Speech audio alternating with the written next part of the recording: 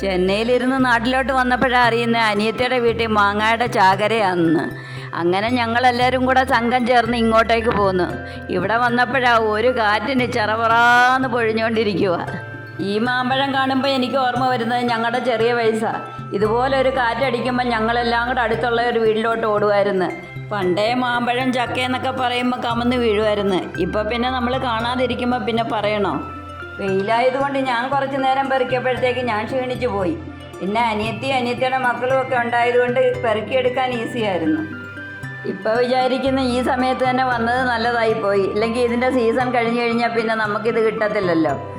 ചെന്നൈയിലും മാങ്ങ വരാൻ തുടങ്ങിയതേ ഉള്ളായിരുന്നു. വാങ്ങിക്കുന്നതെല്ലാം പുളി ആയതുകൊണ്ട് അമ്മയ്ക്കും അധികം കഴിക്കാൻ പറ്റിയില്ല. ഇവിടെ വന്നു കഴിഞ്ഞപ്പോൾ അമ്മയുടെ മാങ്ങാത്തീറ്റി കണ്ടോ? വേണ്ട, നമ്മുടെ ക്യാമറാമാൻ ഇപ്പോഴും അവസരം കിട്ടിയ രസിച്ചങ്ങ് കഴിക്കുക. അങ്ങനെ എല്ലാവരും മാവിൻ്റെ ചുവട്ടി വെച്ച ഇഷ്ടത്തിന് കഴിച്ച്. ഉച്ച സമയം ആയതുകൊണ്ട് ഭയങ്കര വെയിൽ, താങ്ങാൻ പറ്റാത്ത വെയിലായതുകൊണ്ട് വേർത്തൊരു വഴിയായി. എന്നാലും മാങ്ങ കിട്ടിയ സന്തോഷത്തിൽ വെയിലൊന്നും വകവയ്ക്കാതെ എല്ലാം പാക്ക് ചെയ്ത് വീട്ടിലേക്ക് പോന്നു.